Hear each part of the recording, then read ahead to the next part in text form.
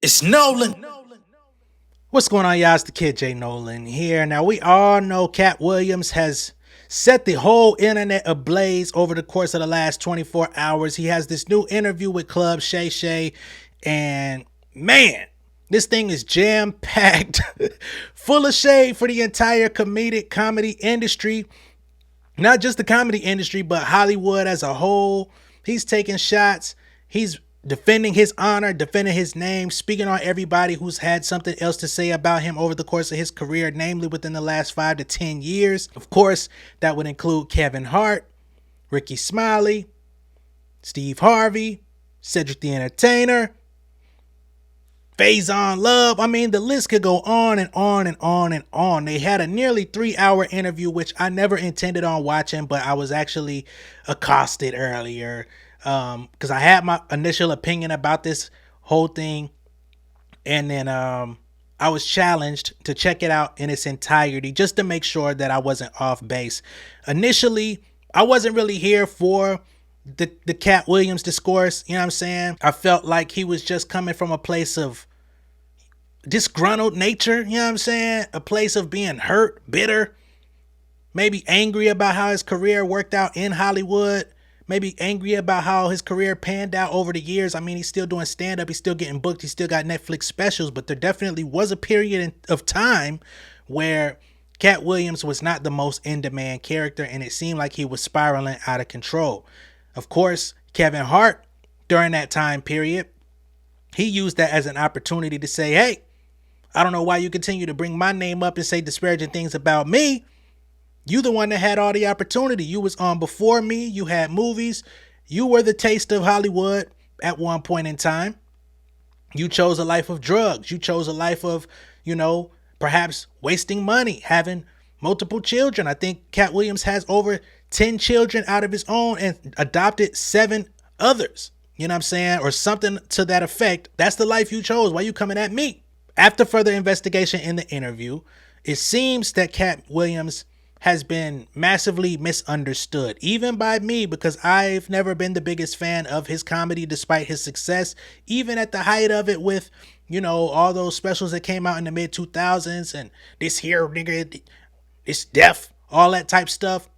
I wasn't on board back then. Out of this 3-hour interview with Shannon Sharpe on Club Shay Shay, there's multiple clips that have gone viral, and even some of the subjects of conversation have come out today and responded. So we're going to go through all of it in this video. So if you were planning on getting one of my quick takes, quick 10-minute video, whatever, not today. We're going to go all the way through it. In 15 years in Hollywood, no one in Hollywood has a memory of going to a sold-out Kevin Hart show, there being a line for him ever getting a standing ovation at any comedy club. He already had his deals when he got here. Have we heard of a comedian that came to L.A. and in his first year in L.A. he had his own sitcom on network television and had his own movie called Soul Plane that he was leading? No, we've never heard of that before that person or since that person. What do you think a plant is? So here we have Katt Williams calling Kevin Hart an industry plant. Now, basically what an industry plant is, for those that don't know, is basically somebody who may have had relationships in the industry. They didn't go through the same trenches as everybody else. Their road was expedited by the powers that be. You are the chosen one. We're going to move mountains in order to make this happen for you.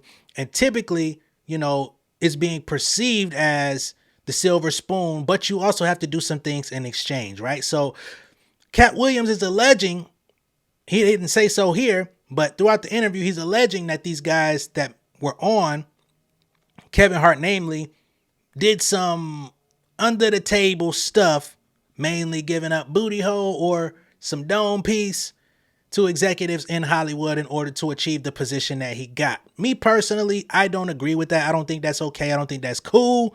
You know what I'm saying? But they have been exchanging in a back and forth over the course of the years. So I guess all is fair when there's drug allegations coming from Kevin Hart. So it's like, all right, I'm a clean person. You say I'm on drugs, so I'm going to assume that because you didn't go through all of the same trenches as everyone else, you must have done something under the table to get where you are.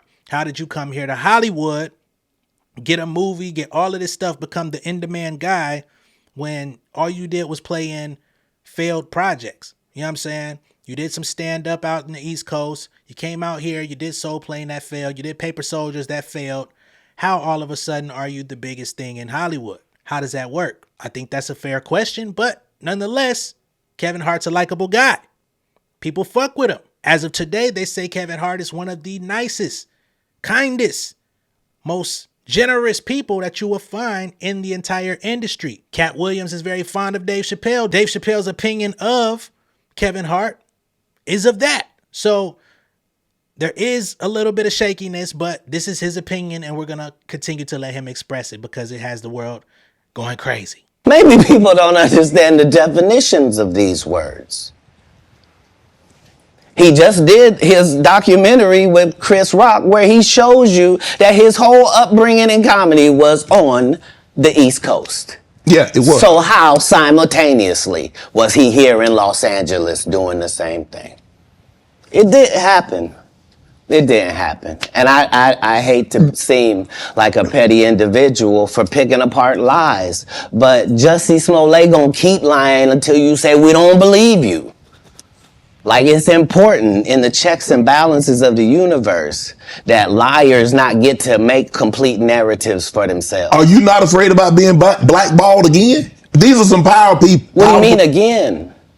These people are not powerful. Satan can't create anything. That includes blessings for his people. That's why, you know what the number one job of somebody that sold their soul in Hollywood is? What? Is to act like it didn't happen. They all do the same job. Why do you think Gary Owen can't cross over and he already white and been in comedy for 25 years? Now, Gary Owen was actually quite confused when his name got brought up. He like, damn, what did I do? Is this a compliment? Is this a goddamn slap in the face? Is this disrespect? Katt, what are you trying to get at? But basically what he's saying is he's giving Gary Owen his flowers saying, hey, man, he's a great out here. He never fully crossed over because he never fully sold out, right? He came to be part of the black clubs, the black comedy clubs, black culture. He's got a black wife. You know what I'm saying? That's who he is. He's authentic to himself. And by coming over and rocking with us rather than going through the barricades and the gatekeepers of the industry, he's basically been pigeonholed into the same position throughout his career. He's done well for himself, right? I'm sure he loves the life that he lives, but he didn't get to exceed to superstar status, despite how talented he may be, especially as a comedian. What I say ain't the case. It's a cabal. It's a consortium. They rock with who they rock with, and they don't with who they don't. But I'm not scared of being the competition any more than you were when you lined up across from a superior team. Yeah, on paper, they're a better team. Right. They have all the assets and resources and we don't. But let us get on the line, boy, and see if that factors in. I guarantee you it won't. Wow. All of these shortcut takers, they canceled me for talking about Harvey Weinstein before the thing came out, but he offered to suck my penis in front of all my people at my agency. What am I supposed to do? He did all of that. I'm thinking I'm the only black person on the script. I get there, it's 3 other black guys on there. Woo! Huh. So you wonder what they did to get there. I told him no. What y'all do? And this is why when I walk in a room, heads go down. Behind my back, I'm nothing. I mean, he's coming out here saying people took shortcuts, saying that you can't get on the juice to come compare your body to somebody who's really working out every day, working their muscles. So, I mean, he's really trying to expose the industry for what it is. He's talking about all of these people that go through these little cliques, and it's wild, man.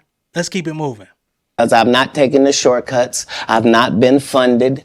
They pay you to not talk about things they don't want you to talk about.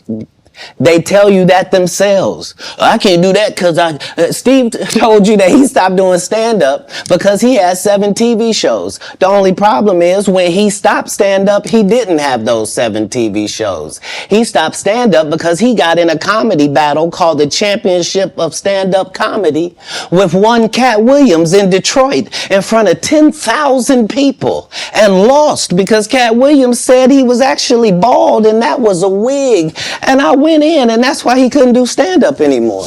Imagine him coming to tell you another story where he got so big and it was Bernie and them's fault because they wanted to be movie stars. Very interesting. I don't know if anybody was out there saw that battle.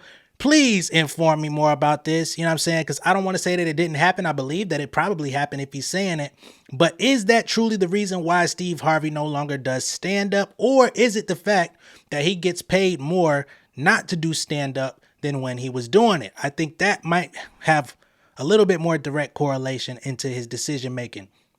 I don't think he's looking at it like, man, Katt Williams embarrassed me so bad in front of all these people that I don't want to step foot back on stage no more. I don't think it's like that.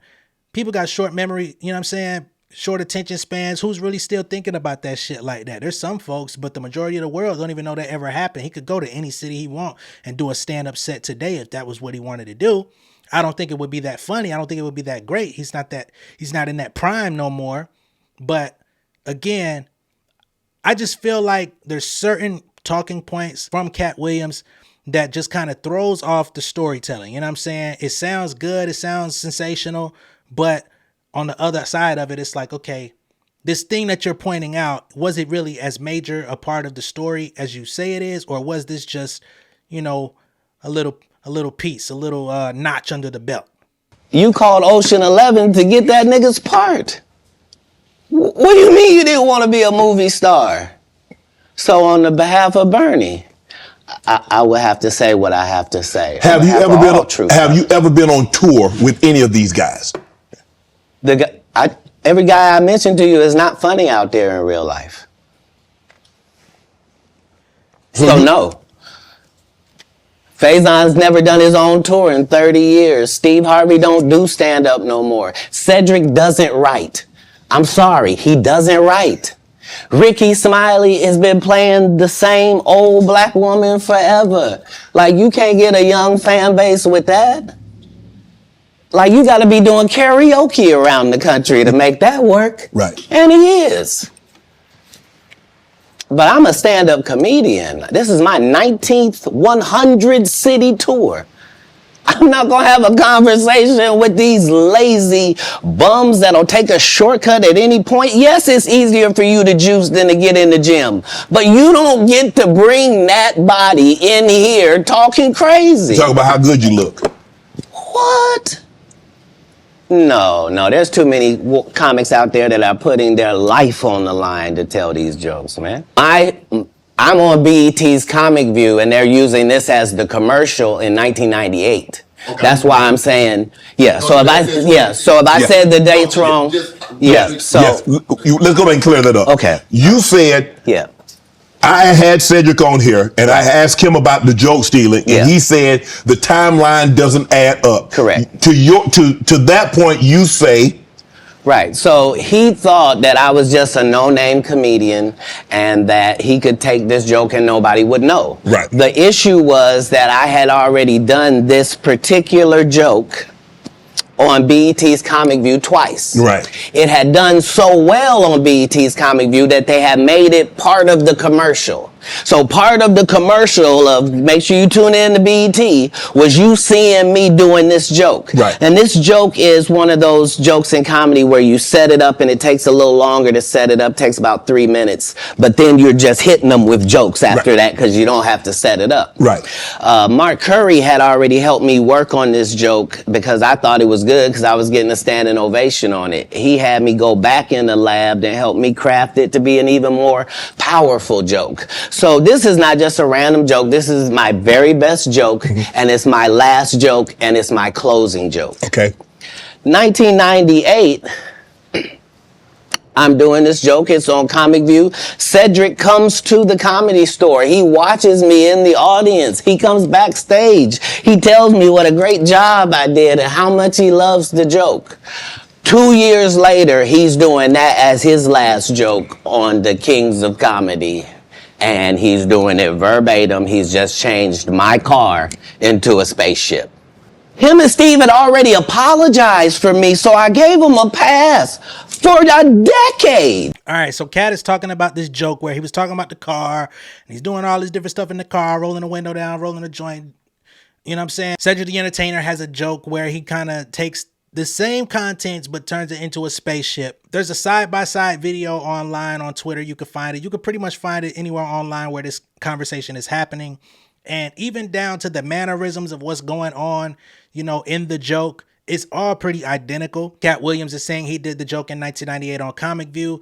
2000, Cedric the Entertainer turns around and uses it on the Kings of Comedy. I think that the timeline may still be a little bit off because I think there's more recent videos of Cedric the Entertainer doing this joke. I think it might have been 2018 or something like that. Katt says that his timeline may be off, but nonetheless, it's the same joke pretty much, right? Now he's saying that Cedric the Entertainer came back and told him how great of a joke it was, how great of a job he did in the early part of his career. Then he sees him pop up later and doing his iteration of the joke. Now, this is the same thing as like plagiarism in writing, you know what I'm saying? Or taking somebody's line or taking something that somebody else did in hip hop, you know what I'm saying? Taking somebody's unreleased song, creating a version of that song and then acting like you never heard theirs before, acting like you don't know nothing. All of that is in tandem. They're the parallels that run through the different forms of entertainment. I know it sounds trivial of like, why are y'all arguing over jokes? But the ability to tell original jokes in comedy is what actually determines your career. So yeah, it's a big deal. Why would you sit here and be like, I saw Katt 30 times and Katt didn't do as I stand before you, Shannon. This dude's like my size. I would have bust Cedric's stomach. There was nothing that would have kept me from one of these in that patch right there. Like, are you kidding me? Why would you downplay me like that? All right, now, to this Cedric the Entertainer thing, he actually did respond. Cedric the Entertainer is not too fond of what Katt Williams had to say about him. Let's just go ahead and lead with that. Cedric the Entertainer, he comes out and says, revision is history. Regardless of whatever Katt's opinion, my career can't be reduced to one joke. Katt Williams claims as his, I've been over 40 movies. My specials and brand speaks volumes for who I am, the people I've put on, including Cat in the Hat at the Gibson Amphitheater. And all that tough talk is corny AF. I'm a grown-ass man, and none of that shit gonna work out like you think. You do you, and I got this over here. All right? So Cedric the Entertainer is not going for it. He say, hey, whatever you saying, if you feel like I stole your joke, that's cool. I don't give a fuck about that shit no more. We're not going to go back and forth about it. If you think I stole it, that's fine. I done did thousands of jokes in my career. I'm still here. So if I took that one piece from you, as you say, I got plenty more. That's how he's looking at it. And he say, hey, you talking about you going to bust my stomach. You get in front of me. It's not going to go like you think. Because as we all know, Katt Williams is about 5'5", 145 pounds. Very small guy. I'm not saying a little guy can't knock you out. I'm about the same damn height my fucking self.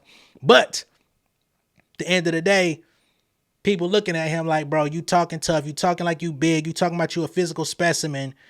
That's not really what it is. Now, you might get hyped up on some shit and feel like you're untouchable. But it ain't finna go that way.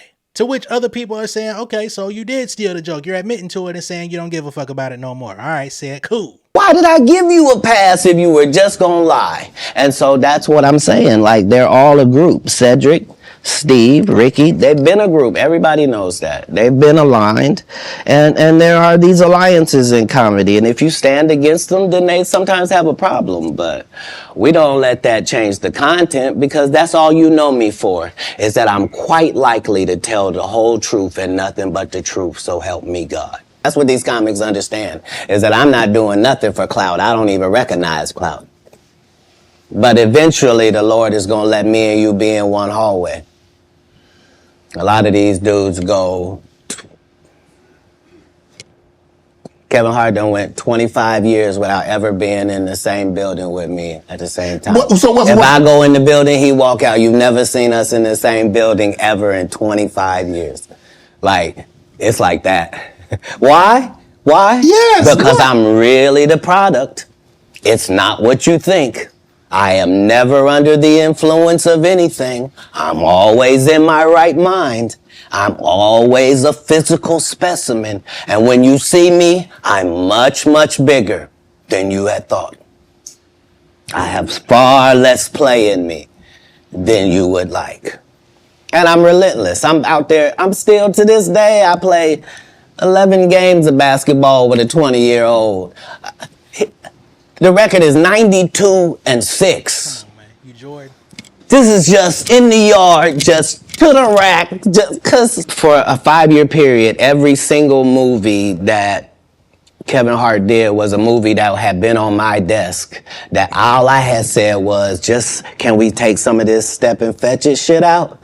And then I can do it. Like, it don't need to be overtly homosexual, because I'm not homosexual, right? It doesn't need that to be funny, right? And me saying that and them going, oh yeah, no problem. And then going to give it to this other guy and having him do it just like it was.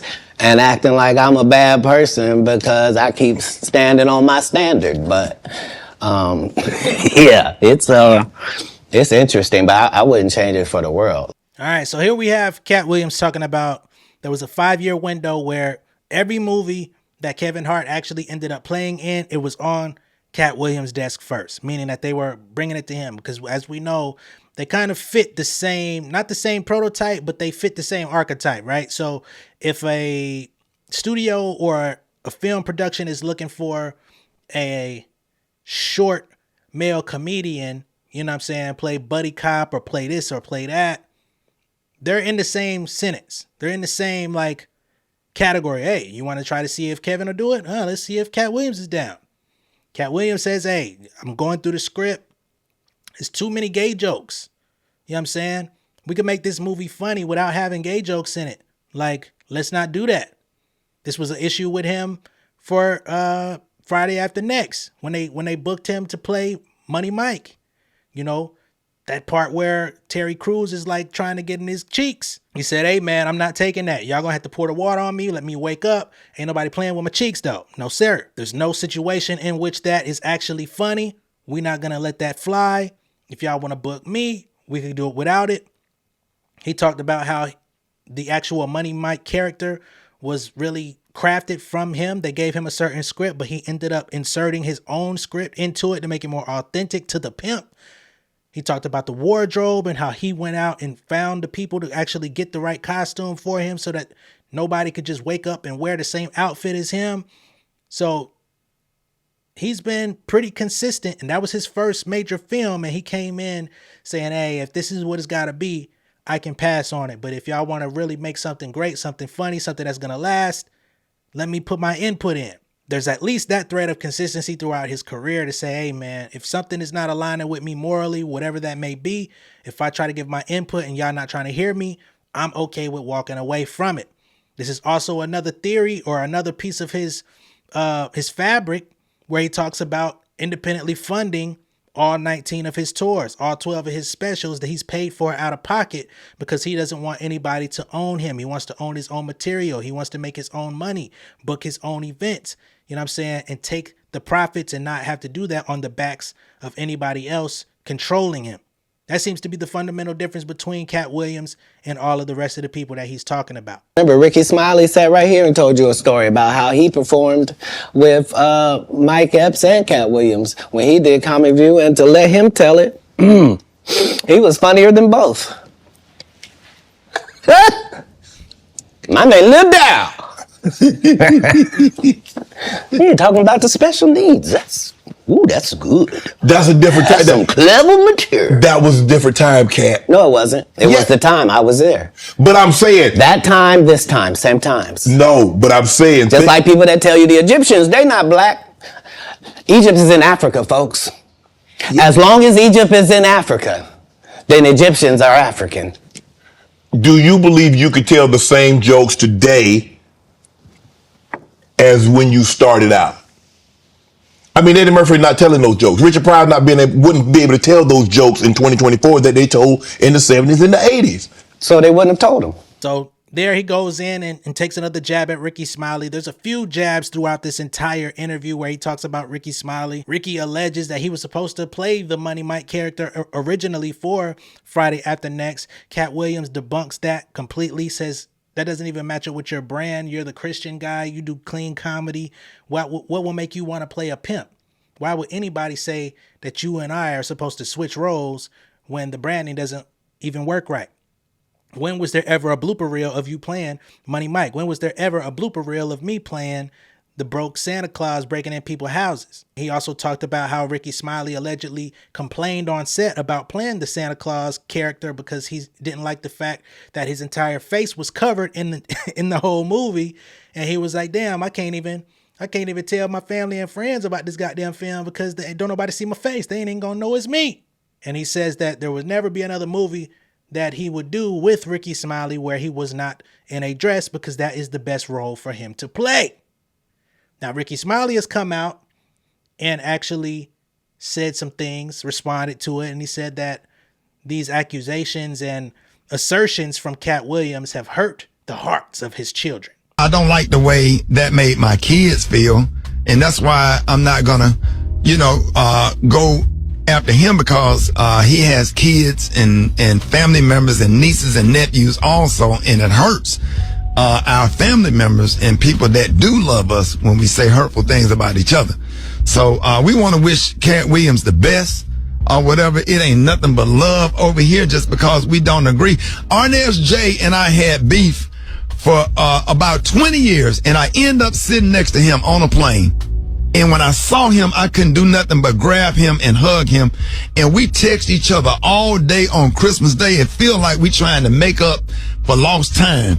Two talented people that actually love each other. And Special K, Katt Williams got some comedy dates. So we have Rickey Smiley saying he has no issue with Katt Williams. He doesn't want to hold no grudge. Any other beef that he's had in the industry, it went too long and it took away time that he could have been building with these other brothers in the industry and having some sort of foundation and friendship. Therefore, he does not want to have the same thing happen with Katt. So anytime if he sees him, it's all love. He would rather embrace him than to have an issue. I don't like the thing of him saying, I don't like how it made my kids feel. I understand it, but on the same token, this is you and another man. Don't bring in the sympathy play for your kids. Your kids grown, or at least most of them grown. We don't want to hear that shit, man. If you was going to let it be what it is, just say, hey, man, all love to Katt Williams. I got no grudge with him. If that's how he feels, that's how he feels. But I don't feel the same. All right? And let it be that. Don't talk about the sympathy play. We're not here for that. All right? Now, Kevin Hart also had some things to say about Katt Williams' assertions over him. Kevin Hart says, got to get that anger up out your champ. It's honestly sad. In the meantime, please enjoy my movie trailer to my next film, Lift, which will be dropping on Netflix in 8 days. So he wanted to go ahead and just throw it out there. Hey, I'm still doing movies. I ain't got to do comedy specials if I don't want to. I can retire from that lane if that's what I want to do. I'm still going to do them when I feel. But please believe I'm doing motion pictures still. Okay? There's a moment in the trailer where Gum Gum Throw, whoever the fuck this is, says they really love you. I now know she's talking about Katt. Mark your calendars, world. This one is special. In the actual interview, Katt Williams does say Kevin Hart swore he would never wear a dress. He was confronted with a role. He turned it down. Kevin Hart ended up accepting it, and he wore the dress. He also talked about how Martin Lawrence wanted to do a movie with him, right? He took a hiatus from Hollywood, came back. He said, man, the first movie I'm going to do when I come back, we're going to do it together. Katt Williams said, hey, bro, I'm here. First movie he brings, puts it across his desk, Big Mama House 2. He says, man, I'm not wearing no dress. Go get Brandon T. Jackson to do that shit. I will not. Okay? Brandon T. Jackson did it. And as we can see now today, Brandon T. Jackson is still traumatized to this day. He's just now trying to rebuild his comedy career.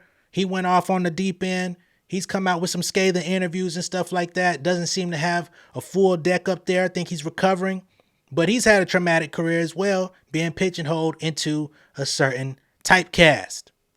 So As much as I would like to disagree with a lot of what Katt Williams is saying, there are receipts out there that say otherwise. It's like, hey, you got to accept the truth, even if it doesn't come from somebody who you traditionally like. Some footage being rehashed of Cedric the Entertainer taking other people's jokes outside of the one that he took from Katt Williams. There's also the Abominicious joke, okay? So there's this joke that he did where in the bit he talks about a guy named CJ. He said, my name is whatever, Carlos Johnson or something like that, but everybody call me by my initials. You know what I'm saying? By my initials, right? But he says it so fast because he's from the South, it sounds like Abominicious, right? Now, the same exact joke that Cedric the Entertainer is telling visibly, it's in the 2010 era. The camera's good. You can tell by his attire if you ever see it. I'm not going to play it for copyright reasons. But there's a 1980 show called Designing Women that took that exact same joke, call me by my initials, and Cedric the Entertainer used it many years later, thinking nobody else would notice. And unfortunately, the internet never fails. They pulled it up. Once again, the receipts and the checks have cleared. Now, when it comes to Steve Harvey, Katt Williams doesn't really have too many nice things to say about him either. Number one, he says that Steve Harvey's homeless story is a farce. He says he tells everybody that he was broke, poor, living in a car. See, these white people came to his aid, helped him get his life together. He says, when did that take place? Because you've been rich for 25 years. He says, you come out here and you claim that your wife helped you become the man that you are today, and she's the one that put the business plan in motion for you to become this guy. He said, I could have swore you said the same thing about your first wife, and you left her ass for the new one. So where's the lie and where's the truth? And where do those end and begin? He says that Steve Harvey has made a career off stealing from Mark Curry. He says that he stole his whole bit, stole the whole premise of his show. If y'all remember Hanging with Mr. Cooper, he was a former NBA player turned gym teacher, right? In the school system. Steve Harvey's show, if y'all remember, he played Steve Hightower. He was a big-time R&B funk musician, retired from the game. Something didn't go right. He ended up becoming the principal of the school. But then he would go play with his group and do other things like that. So the premise of those two shows were pretty similar, but I think that was just a shtick that they had going on for black shows in the 90s. I don't know if Steve Harvey is fully responsible for that. This does kind of draw parallels. Just a couple days ago, I was talking about Dame Dash speaking on his history with Jay-Z and just sounding bitter, mad. Even if he's telling the truth, it just doesn't come across the right way. It doesn't really earn you new fans. It doesn't really put you in the right light for the people that you might want to book you. The people that would go into business with you and want to invest into your endeavors, they may be turned off by the fact that you go viral just for speaking down on people or being negative or being perceived as negative, right? Even if you're telling your truth or telling your story, it's the way in which you tell it. Every storyteller has a different angle, right? And some are favored more than others. I think the same is going to be said about Katt Williams in the end. Even if he turns out to be right about everybody that he named in this interview, I mean, he even talked about Ludacris. There was some confusion there. He said that they went to an Illuminati meeting. I'm sure, number one, Ludacris would be like, hey, I ain't never been to no fucking Illuminati meeting, so that's that. But he said that there was a crossroads in which the two guys could not have long hair, sideburns, and go into the Fast and Furious world, universe, and coexist. One had to cut their hair. He said Ludacris cut his hair and sideburns, and he's been in 10 Fast and Furious movies ever since. Katt Williams was cut out of the series. Also talked about how all of these men have the same or similar looking wife. Light-skinned, funny-faced wives. He said they don't do no interviews. They don't never come out and talk. They're silent partners. And it seems to be the same for all of them. I wonder why that is. He says that's part of the starter pack when you sell your soul in Hollywood. I don't know that to be true. I've never experienced it. But y'all already know, for some of y'all that do, that's not an option for me any goddamn way. I'm locked in with my black queen. You know what I'm saying? I got enough lightness for the both of us, okay? At the end of the day, regardless of the side you sit on, The video is out, the content is out, Katt Williams is going extra super viral, and people are going to continue to look into what he's talking about and find the proof of everything that he says. Honestly, I never knew that Katt Williams was Cat in the Hat back in the days. I never knew he came in with the same shtick that he had on Friday After Next as Money Mike. You know what I'm saying? I thought that he was just stuck being Money Mike ever since he played that role, but he was already dressing like that, looking like that, acting like that from the start of his comedy career. So he's been authentically himself the entire way. Can't really knock somebody for being themselves. Let me know what y'all think of this down below in the comments. Be sure to like and share this video. If this is your first time seeing me on YouTube, go ahead and subscribe to the channel. Hit the post notification bell for all updates, and I will see y'all on the next one. All right, much love and respect. Y'all stay safe out there. Man, be safe in this new year. It's a lot of crazy stuff going on. It's a lot of violence going on. It's a lot of heartbreak going on. A lot of people going through seasonal depression and stuff like that. I just want to say, keep your head up. You know what I mean? If ain't nobody else told you, we love you over here. And I hope that these videos that I'm creating can get you through a tough time or just keep you entertained. All right? Much love. I'll see y'all later. Peace. King of my city and cul-de-sac. Coming out swinging like soldier rag. Leading my people like quarterback. Boy, I study this shit, I'm an almanac. Had to get up and grind. Knowledge is booming, I'm here to apply. Came with the chip and the dip, it just single the mind. We finna do more than survive. I need my check. Spinning the block for the Gouda. We hitting the jeweler to flood out the net.